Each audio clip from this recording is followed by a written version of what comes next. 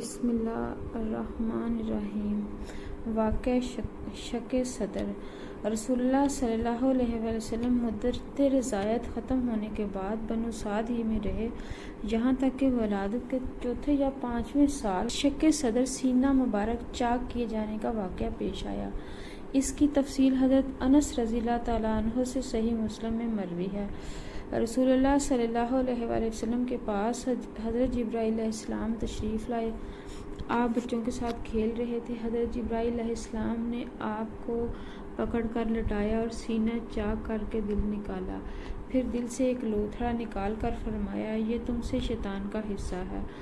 پھر دل کو ایک طشت میں زمزم کے پانی سے دھویا اور پھر اسے جوڑ کر اس کی جگہ لوٹا دیا۔ ادھر بچے دوڑ کر آپ صلی اللہ علیہ وسلم کی ماں یعنی دایا کے پاس پہنچے، کہنے لگے محمد صلی اللہ علیہ وسلم کو قتل کر دیا گیا۔ ان کے گھر کے لوگ جھٹ پٹ پہنچے، دیکھا تو آپ کا رنگ اترا ہوا تھا، ماں کی آغوش میں محبت۔ اس واقعے کے بعد حلیمہ رضی اللہ تعالیٰ عنہ کو خطرہ محسوس ہوا۔ انہوں نے آپ صلی اللہ علیہ وآلہ وسلم کو آپ صلی اللہ علیہ وسلم کی ماں کے حوالے کر دی، چنانچہ آپ 6 سال کی عمر تک والدہ ہی کی آغوش میں رہے۔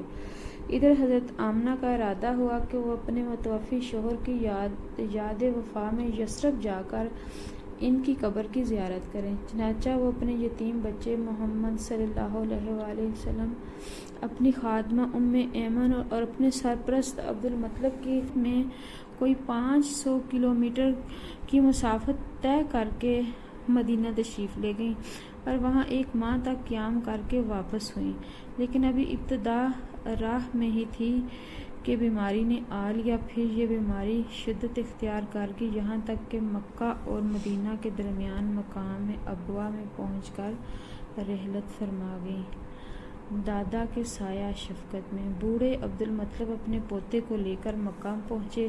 ان کا دل اپنے اس یتیم پوتے کی محبت اور شفقت کے جذبات سے تپ رہا تھا، کیونکہ اب اسے ایک نیا چرکا لگا ہوا تھا جس نے پرانے زخم ریت دیے تھے۔ عبدالمطلب کے جذبات میں پوتے کے لیے ایسی رقت تھی کہ ان کی اپنی صلبی اولاد میں سے بھی کسی کے لیے ایسی رقت نہ تھی۔ چنانچہ قسمت نے آپ کو تنہائی کے جس صحرا میں لا کھڑا کیا تھا، عبدالمطلب اس میں آپ کو تنہا چھوڑنے کے لیے تیار نہ تھے، بلکہ آپ کو اپنی اولاد سے بھی بڑھ کر چاہتے اور بڑوں کی طرح ان کا احترام کرتے تھے۔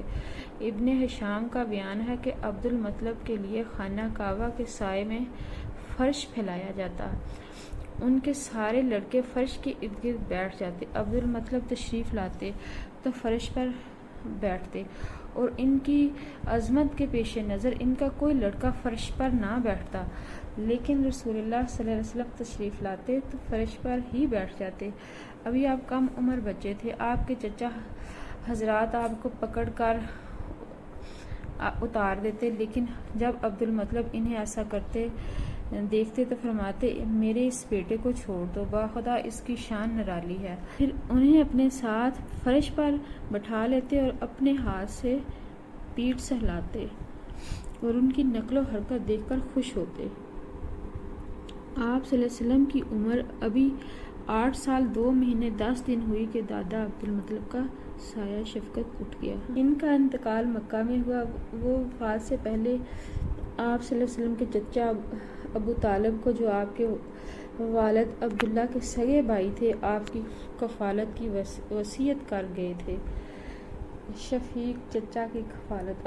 ابو طالب نے اپنے بھتیجے کا حق کفالت بڑی خوبی سے ادا کیا، آپ صلی اللہ علیہ وسلم کو اپنی اولاد میں شامل کیا، بلکہ ان سے بھی بڑھ کر مانا، مزید اعزاز و احترام سے نوازا، 40 سال سے زیادہ عرصے تک قوت پہنچائی، اپنی حمایت کا سایہ دراز رکھا، اور آپ صلی اللہ علیہ وسلم کی کی بنیاد پر دوستی اور دشمنی کی مزید وضاحت اپنی جگہ آ رہی ہے۔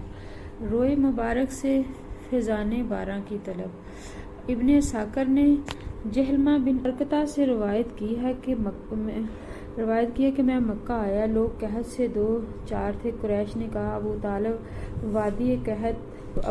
وادی قحط کا شکار ہے، بال بچے کا کال کی زد میں ہے، چلیے بارش کی دعا کیجیے۔ ابو طالب ایک بچہ ساتھ لے کر برآمد ہوئے۔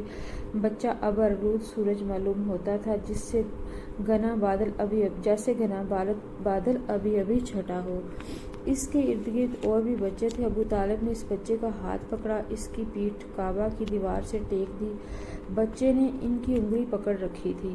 اس وقت آسمان پر بادل کا ایک ٹکڑا نہ تھا، لیکن دیکھتے ہی دیکھتے ادھر سے بادل کی آمد شروع ہو گئی۔ ایسی دھواں دار بارش ہوئی کہ وادی میں سیلاب آ گیا اور شہر و بیاباں شاداب ہو گئے۔ بعد میں ابو طالب نے اسی واقعے کی طرف اشارہ کرتے ہوئے محمد صلی اللہ علیہ وسلم کی مداح میں کہا، وہ خوبصورت ہیں، ان کے چہرے سے بارش کا فیضان طلب کیا جاتا ہے، یتیموں کے ماوا اور بیواؤں کے محافظ ہیں۔